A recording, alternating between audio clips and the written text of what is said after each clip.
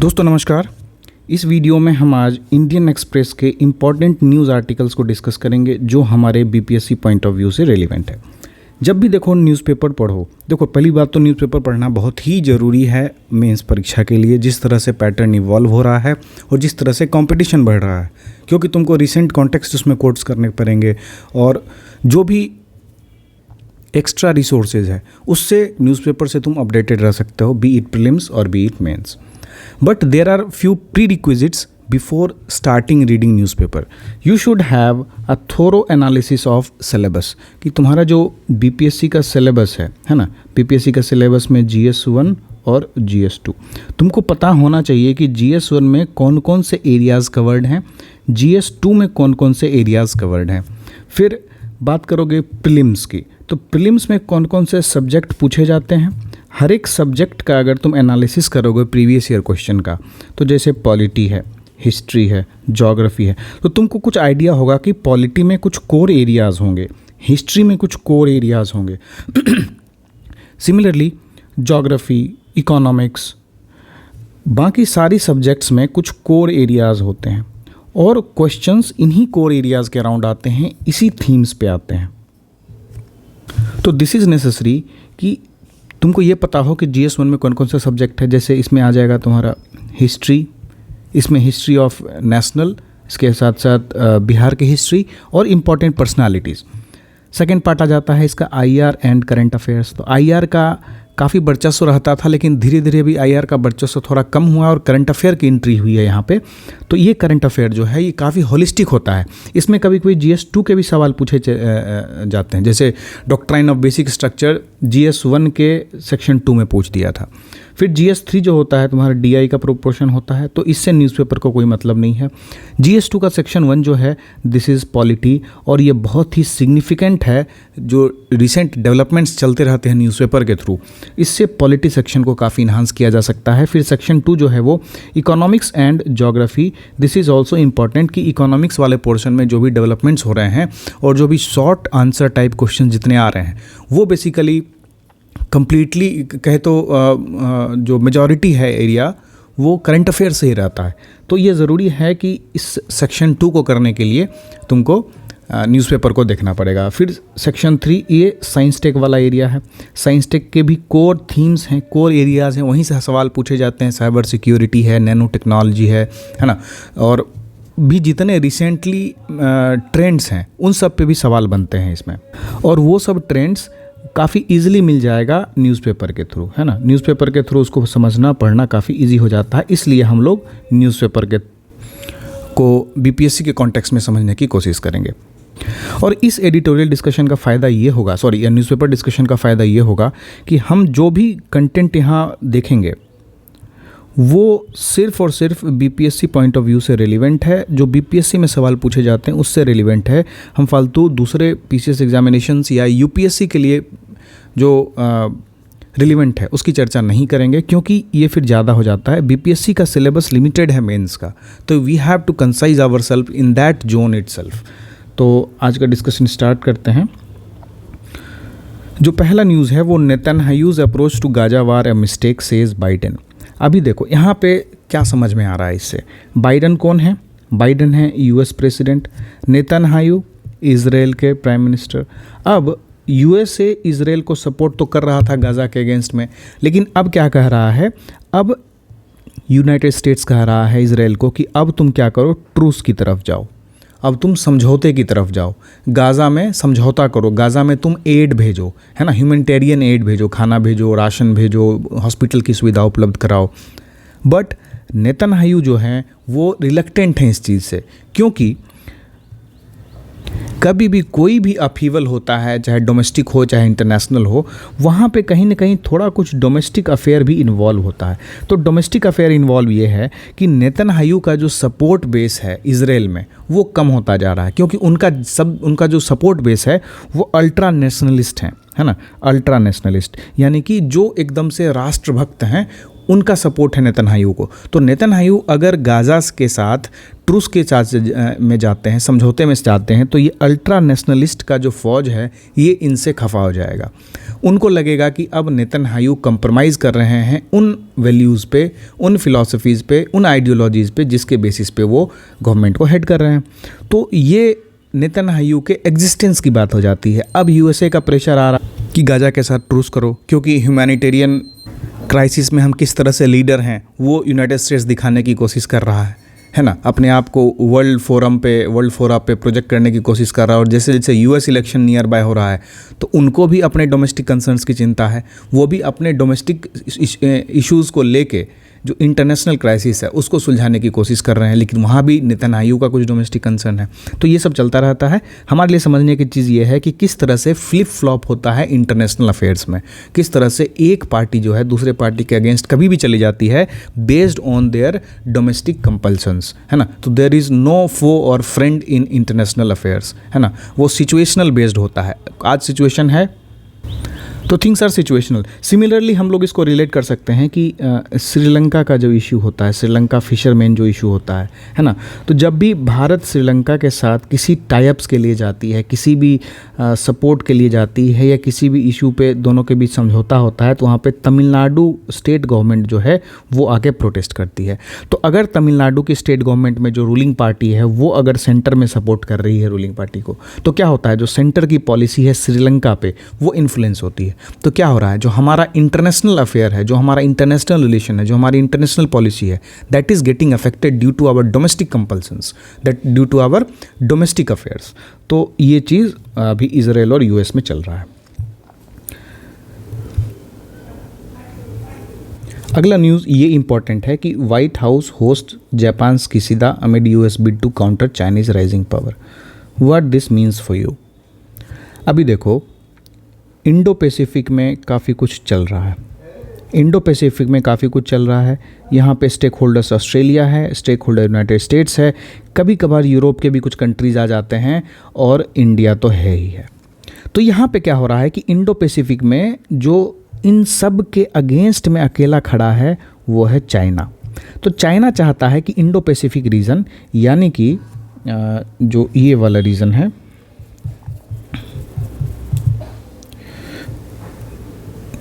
जो कंप्लीट ये वाला एरिया है पूरा, ठीक है, ये वाला पूरा एरिया, इसको चाइना चाहता है अपने कंट्रोल में लेना। रीज़न क्या है कि huge resources, navigational issues, maritime का बहुत अच्छा रूट है और बहुत अच्छा साधन आने वाले टाइम में ग्लोबल ऑर्डर को कंट्रोल करने के लिए अगर इंडो पैसिफिक पे कंट्रोल हुआ तो ये बहुत बड़ा उपलब्धि होगा किसी भी कंट्री के लिए। तो यहाँ पे यूनाइटेड स्टेट्स अब जापान को अपने पाले में कर रही है। क्यों? क्योंकि जापान भी एशिया का कंट्री है, एशियन कंट्री है और one of the major allies है यूनाइटेड स्टेट्स का इन एशिया में, जापान। तो अब जापान को वो अपने साथ मिला के और एक तरह से एक फोर्टे क्रिएट करना चाह रहा है अगेंस्ट चाइना, है ना। तो as a global partner Japan will join hands with our American friends and together we will lead the way in tackling the challenges of the Indo Pacific and the world. मतलब हम लोग Indo Pacific और world का ठेका लेकर रखे हैं, अब तुम हमारे साथ चलो, हम अब दुनिया को देखेंगे, दुनिया में क्या हो रहा है, हम सबकी जिम्मेदारी लेते हैं। यूएस की आदत है ये वाली चीज़, है ना। तो वो इंडिया के साथ क्वाड में शामिल हो जाएगा, इंडिया के साथ I2U2 बना लेगा, लेकिन एक मल्टी अलग से गेम करेगा इंडिया को कंट्रोल करने के लिए। वो जापान के साथ जाएगा, वो ऑस्ट्रेलिया के साथ जाएगा, है ना। फाइव आइज अलायंस ग्रुप जो है उससे रिलेटेड जो एक न्यूक्लियर डील भी हुआ, न्यूक्लियर सबमरीन का डील हुआ है ऑस्ट्रेलिया के साथ, तो उसके तहत इंडिया को अंडरमाइन करेगा। जापान के साथ जो टाइज कर रहा है इसलिए कि इंडिया जो अपकमिंग सुपर पावर है एशिया में, वो जापान, अगर चाइना इन केस डाउन हो जाता है तो जापान एक यूएस का हथियार रहेगा इंडिया को टैकल करने के लिए। तो ये एक सिचुएशन यहाँ भी है कि इक्वेशन बैलेंस करने की जो स्ट्रैटेजी होती है वो हर जगह होती है। तो इंटरनेशनल रिलेशन में वो जो इक्वेशन एडजस्ट हो रहा है एशिया में, वो यूएस जापान के साथ, ऑस्ट्रेलिया के साथ मिलकर कर रहा है इंडिया के अगेंस्ट में। एक अलग नज़रिए से सोच सकते हैं हम इसमें।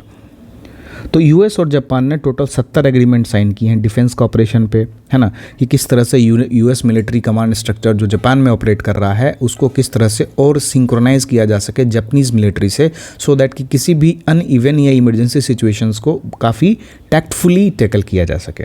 तो ये चीज़ था हमारा इंटरनेशनल रिलेशन से रिलेटेड, जो कि आपके लिए इंपॉर्टेंट हो जाएगा GS1 सेक्शन 2 यानी कि इंटरनेशनल रिलेशन वाला चीज़ से। यहाँ से सिर्फ एक पॉइंट बनता है, एक आर्टिकल से एक पॉइंट बनेगा, सारा आपके कंप्लीट क्वेश्चन का आंसर नहीं मिलेगा वहाँ से। यहाँ एक पॉइंट मिलेगा, ये इंपॉर्टेंट केस स्टडी मिलेगा कि रिसेंटली यूएस और जापान साथ हो रहे हैं इंडो पैसिफिक को लेकर, तो इंडो पैसिफिक से रिलेटेड क्वेश्चन आया तो उसमें एक ये पॉइंट बन सकता है। अब आते हैं अगले पेज पे। अभी देखो इन्फोर्समेंट डायरेक्टरेट को लेके काफ़ी कुछ चल रहा है ना, कभी कोई मिनिस्टर रिज़ाइन करता है, कभी कोई रूलिंग पार्टी ज्वाइन करता है, तो हमारे लिए क्या ज़रूरी है हम वो समझेंगे। इन्फोर्समेंट डायरेक्टरेट क्या है? ये एक लॉ इन्फोर्समेंट एजेंसी है और इकोनॉमिक इंटेलिजेंस एजेंसी है। इसकी नोडल मिनिस्ट्री कौन है, यानी कि इसको कंट्रोल कौन करता है? Department of revenue, ministry of finance. इसका प्राइम ऑब्जेक्टिव क्या होता है? प्राइम ऑब्जेक्टिव होता है ये जो 3 की एक्ट्स हैं गवर्नमेंट ऑफ इंडिया के, उसको इन्फोर्स करना, फेमा, PMLA और फ्यूजिटिव इकोनॉमिक्स ऑफेंडर्स एक्ट 2018। तो foreign exchange management act, prevention of money laundering act और फ्यूजिटिव इकोनॉमिक ऑफेंडर एक्ट 2018, ये काम होता है। इन तीनों एक्ट को इन्फोर्स करने का काम होता है किसका? ED का, जो काफ़ी चर्चा में है। अब ED के कुछ अधिकार होते हैं, ED का कुछ प्रोसीजर होता है काम करने का। तो ED जो होते हैं, ED के अफसर जो होते हैं ना, वो पुलिस अफसर नहीं होते हैं, वो कोई भी अरेस्ट खुद से नहीं कर सकते हैं, ना कोई FIR दर्ज कर सकते हैं। उनका काम है कि डायरेक्ट करना किसको? आइदर CBI को, आइदर जो लोकल पुलिस है उसको। ये दोनों में से कोई जो है वो FIR करेगा ED के बिहाफ में, क्योंकि ED के पास पुलिस पावर्स नहीं होती हैं, वो एक इन्वेस्टिगेटिंग एजेंसी है, वो रिकमेंड कर सकता है। अब चूंकि ये सारी एजेंसीज जो हैं पुलिस को छोड़ के, CBI, ED, ये सब क्या है, किसकी एजेंसी हैं? ये सेंट्रल गवर्नमेंट की एजेंसी हैं, है ना। तो somehow this comes, CBI comes under DOPT, लेकिन कहीं ना कहीं वो सेंट्रल गवर्नमेंट का ही ऑर्गन है, तो दोनों में सिंक्रोनाइज बिठा के रखा जाता है। और जहाँ पे ED जाती है, CBI फिर वहाँ पे FIR करती है, या लोकल पुलिस जो FIR करती है। अगर स्टेट गवर्नमेंट भी रूलिंग पार्टी की है तो स्टेट पुलिस जो है वो FIR करती है। तो अभी आप देखेंगे बहुत सारे केसेस में ED ने छापा मारा लेकिन FIR पुलिस ने किया। आप सोच रहे होंगे ED ने FIR क्यों नहीं किया? तो ये रीज़न होता है कि ED के पास अपनी कोई पुलिस पावर्स नहीं है, वो CBI या पुलिस के द्वारा FIR किए जाने पर ही एक्ट करती हैं, है ना। वो खुद से अरेस्ट नहीं कर सकती हैं, या तो CBI या पुलिस अरेस्ट कर सकता है इस केस में।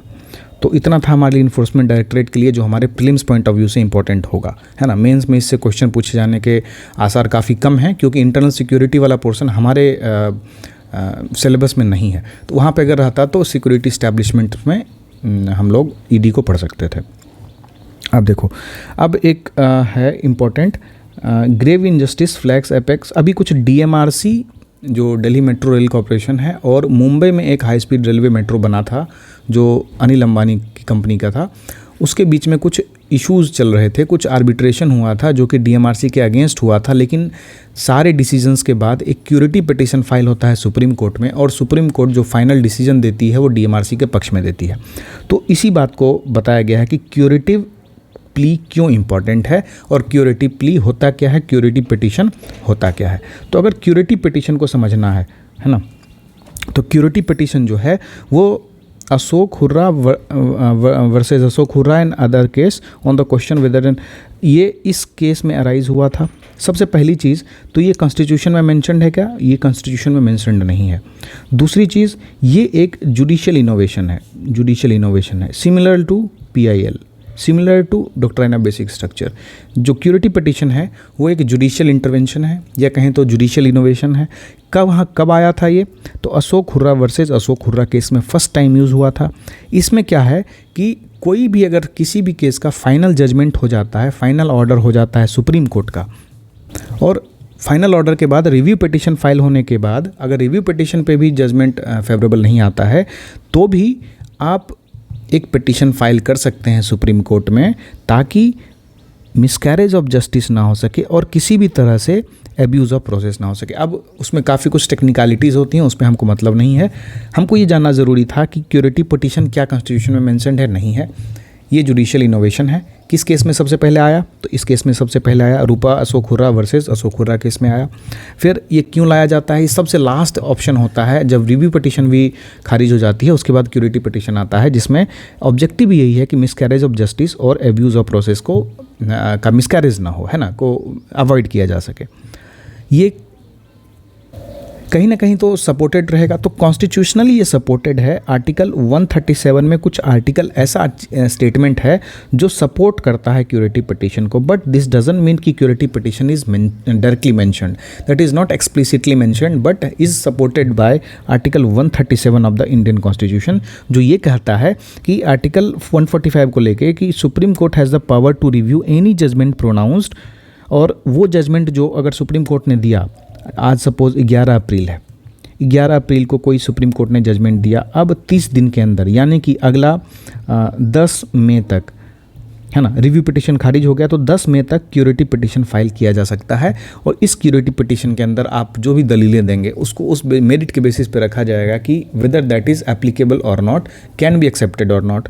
तो इस केस में जो आर्बिट्रेशन इशू था DMRC और अनिल अंबानी की कंपनी का, इंफ्रास्ट्रक्चर कंपनी का, उस इशू को सुप्रीम कोर्ट ने क्यूरेटिव पिटिशन के तहत सॉल्व किया।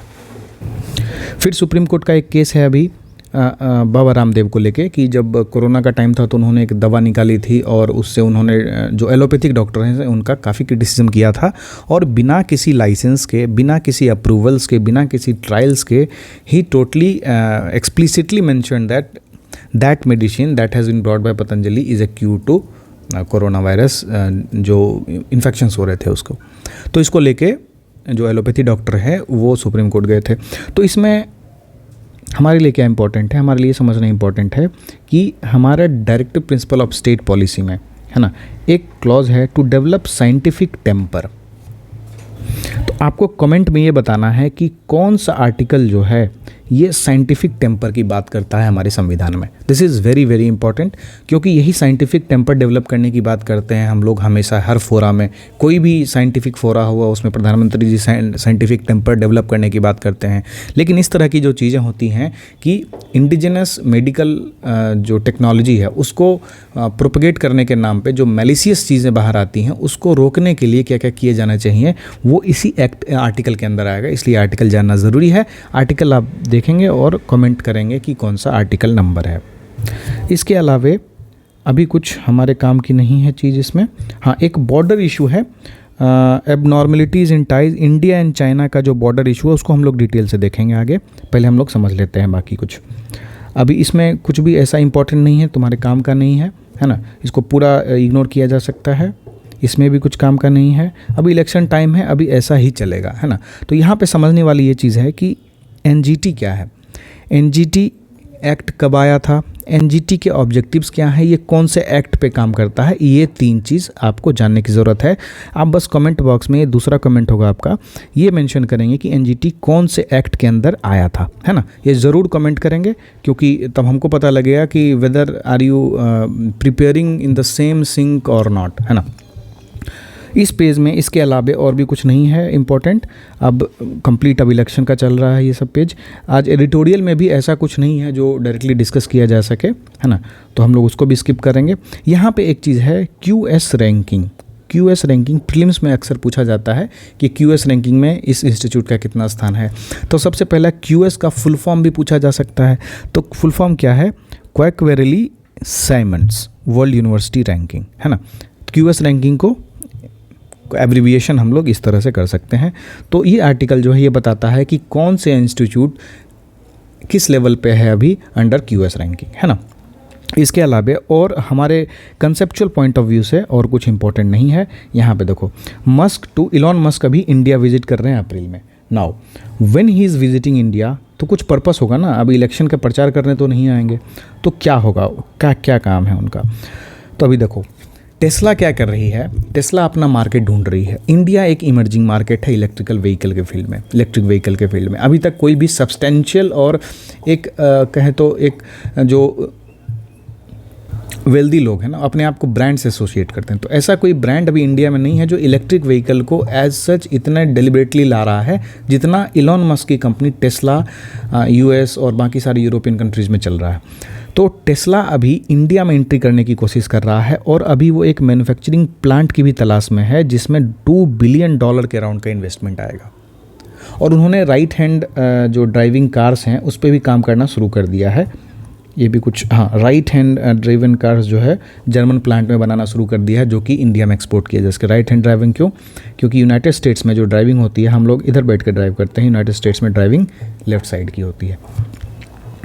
तो बेसिकली वो क्यों आ रहे हैं इंडिया, उनके आने का पर्पस क्या है, ये हमारे लिए क्यों इंपॉर्टेंट है? क्योंकि जब भी इलेक्ट्रिक व्हीकल का क्वेश्चन आता है आपके GS2 सेक्शन 3 में, सेंस एंड टैक्स से रिलेटेड इलेक्ट्रिक व्हीकल का अगर क्वेश्चन आता है तो उसमें लिखा जा सकता है कि recently Tesla head Elon Musk visited India electric vehicle को लेके, इलेक्ट्रिक व्हीकल की जो मैन्युफैक्चरिंग प्लांट है उसको इंडिया में खोलने के लिए वो अभी रिसेंटली इंडिया में विजिट किए थे। तो अभी देखो कि इलेक्ट्रिक व्हीकल के लिए तुम्हारे पास कुछ पॉइंट्स मिलेंगे कि electric vehicle manufacturing market is small but growing, India की जो मार्केट है, और अभी भी जो है वो लोकल कार मेकर डोमिनेट कर रहे हैं, जैसे टाटा मोटर्स है। तो electric vehicles made up just 2% of the total car sales in 2023। तो समझ लो 98% वैक्यूम है। उस वैक्यूम को बहुत बड़ा एक अपॉर्चुनिटी के रूप में देख रहे हैं एलोन मस्क, इसके लिए वो इंडिया आ रहे हैं ताकि गवर्नमेंट का जो टारगेट है कि हम 30% 2030 तक अचीव करें इलेक्ट्रिक व्हीकल में, उसको सपोर्ट किया जा सके। तो गवर्नमेंट की भी जो SDG गोल्स हैं, गवर्नमेंट की भी जो पंचामृत गोल्स हैं, है ना, जो नेट कार्बन रिडक्शन 2070 तक करना है हमको, तो उसके लिए स्टेप वाइज जो प्रोसेसेस हैं उसको करने के लिए ज़रूरी है कि हमारा ऑटोमोबाइल सेक्टर भी थोड़ा इम्प्रूव हो सके, इलेक्ट्रिक की तरफ शिफ्ट हो सके। अब हम देखते हैं इसमें भी कुछ ऐसा नहीं है, जो क्यूरेटिव रिलीफ है दिल्ली मेट्रो का वही चीज़ है, इसमें हमारे लिए इंपॉर्टेंट कुछ नहीं है, बस क्यूरेटिव पिटीशन क्या होता है वो जानना ज़रूरी है। इसमें ये वाला चीज़ जो आप पढ़ लेंगे that is more than sufficient, इसके अलावा कुछ जानना लायक नहीं है ना। तो अब हम देखते हैं कि इंडो चाइना के बीच में कुछ बॉर्डर इश्यूज़ हैं, राइट। उस बॉर्डर इश्यूज़ को लेकर प्रधानमंत्री मोदी जी ने कुछ कमेंट किया। क्या किया है उन्होंने ये कहा है कि we need to urgently address the prolonged situation on our borders so that abnormality in our bilateral interactions can be put behind us, stable and peaceful relations between India and China. वो ये चाह रहे हैं कि stable और peaceful relation establish हो India and China के बीच में, क्योंकि अभी रिसेंट में फिर से हम देखने को मिला था कि चाइना की कुछ एक्टिविटीज़ चल रही हैं अरुणाचल प्रदेश में, ठीक है। तो ये ज़रूरी नहीं है कि जो पीस और स्टेबिलिटी होगी वो सिर्फ इंडिया और चाइना के लिए इंपॉर्टेंट होगी, बट वर्ल्ड ओवर के लिए इंपॉर्टेंट होगी, क्योंकि कहीं के भी जो कॉन्फ्लिक्ट सिचुएशन है वो पूरे वर्ल्ड की सिचुएशन को इम्पैक्ट करता है ड्यू टू ग्लोबलाइजेशन। तो एक पॉजिटिव और कंस्ट्रक्टिव बायलैटरल इंगेजमेंट होना चाहिए डिप्लोमेटिक और मिलिट्री लेवल पे, सो दैट जो भी पीस एंड ट्रैंक्विलिटी है बॉर्डर पे उसको नॉर्मलाइज किया जा सके। अब समझना जरूरी है कि कौन कौन से एरियाज़ हैं डिस्प्यूट्स इंडिया और चाइना के बीच में। तो इंडिया चाइना का बॉर्डर देखो जहाँ जहाँ लगता है वहाँ वहाँ इशूज़ हैं। एक यहाँ इशूज़ है, एक यहाँ इशू है और एक यहाँ इशू है, 3 है बेसिकली। इसको जो हम डिनोट करते हैं, ये वेस्टर्न सेक्टर हो गया, ये मिडिल सेक्टर हो गया और ये ईस्टर्न सेक्टर हो गया। जो ईस्टर्न सेक्टर है वो अरुणाचल प्रदेश का है। अरुणाचल प्रदेश को लोग क्या समझते हैं कि जो साउथ तिब्बत का एरिया समझते हैं कि अरुणाचल प्रदेश को वो साउथ तिब्बत का हिस्सा मानते हैं, लेकिन ये गलत है। अरुणाचल प्रदेश भारत का हिस्सा है। वहीं पे सेंट्रल सेक्टर में कुछ एरियाज़ हैं जिनको वो अपना समझते हैं, वो अपना मान के रखे हैं। और वेस्टर्न सेक्टर में क्या है, जो जॉनसन लाइन है और मैकमोहन लाइन है, इसको लेके काफ़ी विवाद रहता है। जॉनसन लाइन का क्या है कि इंडिया कुछ और परसीव करता है, जैसे इंडिया परसीव करता है कि ये यहाँ तक है, जस्ट इंडिकेटिव, और चाइना बोलता है कि नहीं वो इतना तक नहीं है, वो यहाँ तक है ना। तो ये चीज़ जो है इसी में कॉन्फ्लिक्ट चलता रहता है और अक्साई चीन कंप्लीट जो है वो चाइना के कब्जे में है। तो बेसिकली हम ये समझते हैं कि वेस्टर्न सेक्टर में, मिडिल सेक्टर में और ईस्टर्न सेक्टर में कॉन्फ्लिक्ट चल रहा है, इंडिया और चाइना के बीच में बॉर्डर इशूज़ चल रहे हैं। तो वो जो बॉर्डर इशूज़ हैं इसको लेके कुछ इनिशिएटिव्स भी होंगे।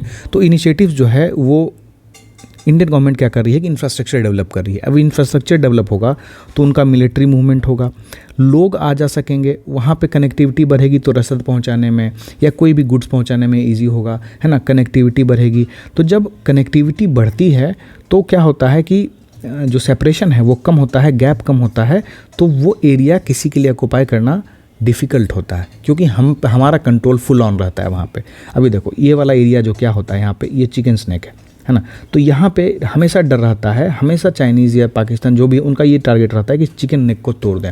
अगर ये टूटा तो हमारे जो कंप्लीट नॉर्थ ईस्टर्न स्टेट्स हैं हमारे, उनका लिंक टूट जाएगा मेनलैंड से। तो इसके लिए सिमिलरली कनेक्टिविटी बहुत ज़रूरी है, इसलिए हम लोग इंफ्रास्ट्रक्चर काफ़ी वहाँ डेवलप कर रहे हैं। फिर हम लोग सर्विलेंस इंक्रीज़ कर रहे हैं कि जो भी बॉर्डर इंकर्जन्स हो उसको हम टैक्टफुली डिटेक्ट कर सकें, प्रोएक्टिवली उस पर मेजर्स ले सकें और जो वॉर सिचुएशन है उसको आने से ही अवॉइड कर सकें। फिर कैलाश रेंज पे जो हाइट्स हैं उस पे हमने अपना कब्जा जमाया है ताकि हम तरीके से सर्विलांस कर सकें, कोई भी मूवमेंट हो उसको हम इजीली ट्रैक कर सकें। आगे का रास्ता क्या निकलता है? आगे का रास्ता ये है कि लड़ाई हर चीज़ का सोल्यूशन नहीं होता है, आपको डिप्लोमेटिकली चीज़ों को हैंडल करना पड़ेगा। आपको दोनों के बीच में डायलॉग्स जो है वो सस्टेन करके रखना पड़ेगा। ऐसा नहीं कि आज डायलॉग किया 6 महीना के बाद ख़त्म हो गया वो चीज़, उसको सस्टेन मैनर में रखना पड़ेगा, एक रूटीन बनाना पड़ेगा, है ना। कि आज भी डायलॉग कर रहे हैं, कल भी किसी इशूज़ पे हुआ, परसों भी, मतलब वीकली हो गया या मंथली हो गया, तो डायलॉग जो सस्टेन होना चाहिए, ब्रेक नहीं होना चाहिए। जहाँ डायलॉग ब्रेक हुआ तो गैप आना शुरू होगा और खटास उत्पन्न हो जाएगी वहीं पर।